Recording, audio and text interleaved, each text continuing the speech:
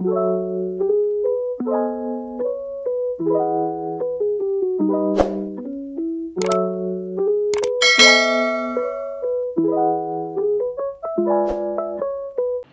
guys, welcome back to my YouTube channel. Jadi di video kali ini aku bakal bahas soal laptop yang aku pakai untuk interior design. Nah, kebetulan laptop yang aku pakai ini adalah MacBook Air tahun 2017. Waktu itu tuh aku ada di satu video itu aku ada bilang kalau laptop yang aku pakai itu MacBook Air tahun 2018.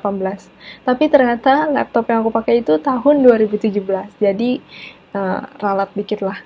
Oke. Untuk spesifikasinya aku bakal taruh screenshotannya di mana ya? Sini apa sini? Aku nggak tahu nanti di frame yang muat tuh di mana. Cuman ya sekitar sini lah, kalian lihat sendiri. Aku bikin video kali ini kenapa? Karena aku lihat di komen itu kayaknya masih pada bingung kalau misalnya MacBook Air ini beneran bisa dipakai untuk interior apa enggak. Karena kalau misalnya kita baca di website mungkin ada yang bilang ini cocok banget buat interior design. Kayak di sini. Tapi ada beberapa, mungkin YouTuber lain juga ada yang bilang ya, kalau MacBook Air ini nggak bisa dipakai untuk interior design. Jadi sebagai salah satu user MacBook, aku bakal kasih pendapat aku menurut aku pribadi. Kita bahas ke kelebihannya dulu. Kelebihan yang pertama itu, ukurannya tuh bener-bener tipis banget. Kalau misalnya kita mau bawa ke kantor, mau cuman kerja di rumah, jadi enak banget gitu. Kalau misalnya perlu yang portable gitu loh, jadi gampang banget, enak banget dibawa kemana-mana. Kalau misalnya laptop yang kayak gaming gitu ya, emang speknya bagus, cuman kalau misalnya kita bawa ke cafe, mau kerjain sendiri, itu kayaknya susah bawa laptopnya, karena berat banget kan. Kalau misalnya laptop gaming itu berat banget. Aku pernah coba tentengin laptop temen aku, itu berat banget, sumpah. Aku sampai bingung banget, mereka gimana ya bawanya ya. Cuman kuat-kuat aja ya kayaknya mereka ya. Tapi kalau aku sih, aku lebih prefer yang kayak begini sih, karena ya bener-bener tipis banget kalau kalian lihat nih. Enak banget kalau misalnya kita bawa, misalnya nih kayak aku sekarang kan ke kantor gitu ya, terus kadang kerja di rumah juga. Kalau misalnya kita mau bawa ke kantor itu enak banget deh, bawanya ringan banget. Terus yang kedua, laptop ini tuh murah. Gila, MacBook Air murah. Bingung gak lu? Tapi kalau misalnya untuk interior design, laptop ini tergolong murah loh. Kalau misalnya kita bandingin sama laptop yang gaming kayak gitu-gitu ya, itu laptopnya tuh bisa sampai 15 sampai 20 jutaan. Tapi enggak deh, 20 jutaan ke atas deh.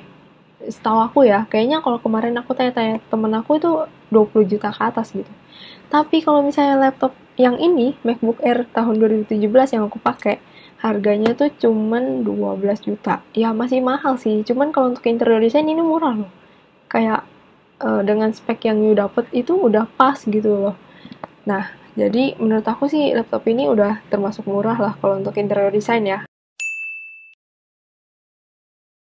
Yang ketiga, enak banget kalau misalnya laptop ini mau kalian pakai untuk multitasking. Misalnya nih kalian mau kerjain SketchUp sambil bikin laporan magang kayak aku kemarin.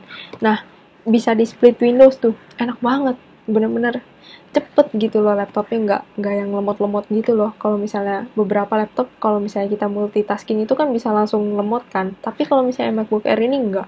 Jadi enak banget kalau mau buat multitasking. Terus yang keempat, MacBook Air ini nggak bakal kena virus. Kalau misalnya kalian pakai Windows, itu kita harus install antivirus ya. Dan kayaknya kalau misalnya kita install antivirus, mungkin masih ada beberapa persen bisa kena virus juga gitu kan. Tapi kalau misalnya MacBook Air ini bener-bener nggak bakal kena virus dah, tenang aja. Kenapa? Menurut aku ini penting banget, karena kalau misalnya kalian lagi kerja nih, terus kalian kerja di kantor. Nah, kantor itu wifi-nya itu nggak selalu oke kan. Kalau misalnya wifi-nya lagi ngedrop, itu biasa karyawan itu suka transfer file itu pakai USB.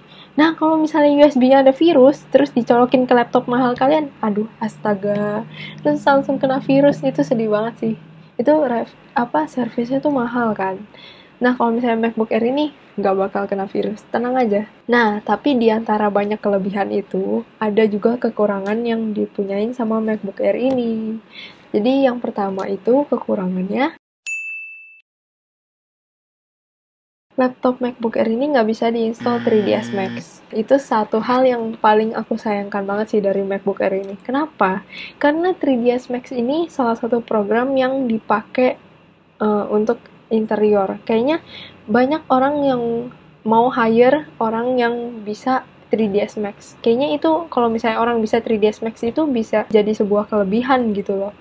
Kalau misalnya orang yang nggak bisa 3ds Max, kayaknya mungkin agak sulit ya. Sulit cari kerjaan kali ya. Karena itu pengalaman aku pribadi loh. Karena waktu itu aku kan lagi cari-cari tempat buat magang. Terus sering ditanya, bisa 3ds Max nggak? Gitu.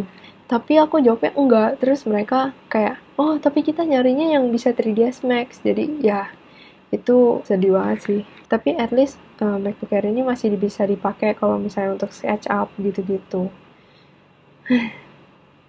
Sedih banget gak bisa 3ds Max. Kalau nggak aku tuh bisa latihan gitu ya. Yang kedua, kalau misalnya kita buka SketchUp, itu dia sering backsplat. Backsplat itu kayak crash tapi di SketchUp gitu loh. Jadi kalau aku pribadi, cara buat meminimalisir crash terus tiba-tiba hilang file yang aku bikin itu adalah dengan style autosave-nya. Jadi di SketchUp itu kita bisa style autosave. Nah, autosave-nya ini aku stylenya per 1 menit tuh. Jadi itu benar-benar membantu banget kalau misalnya tiba-tiba laptop kalian ini mati gitu loh. Atau mati atau enggak SketchUp-nya tiba-tiba backsplat. Tapi aku nggak tahu ya backsplat ini cuman ada di MacBook Air atau ada di Windows juga. Karena yang aku dengar dari temen aku katanya mereka juga emang sering kena backsplat ini gitu loh. Cuman mungkin gak sesering aku kali ya. Nah, yang ketiga, kalau MacBook Air ini nggak bisa install V-Ray permanen. Jadi, selama ini V-Ray yang aku pakai itu trial semua. Jadi, aku tuh ganti-ganti email terus. Dan setiap kali masanya udah mau habis, aku bikin email baru buat, lanjutin trialnya gitu. Aduh, itu ribet sih. Kalau misalnya Windows itu kan kalau misalnya kalian cari di Shopee, nih aku taruh di samping ya. Kalau misalnya kalian cari di Shopee itu banyak banget V-Ray untuk Windows. Tapi kalau misalnya V-Ray untuk MacBook itu nggak ada. Nggak ada yang jual. Aku udah tanya beberapa toko gitu ya. Terus mereka bilangnya nggak ada V-Ray untuk MacBook ini nggak ada gitu kalau misalnya untuk yang permanen. Jadi agak sulit sih. Itu benar-benar susah banget kalau misalnya kita mau install V-Ray yang permanen. Palingan alternatifnya mau nggak mau cari renderan yang lain atau enggak ya pakai trial itu puter-puter terus kayak aku sekarang.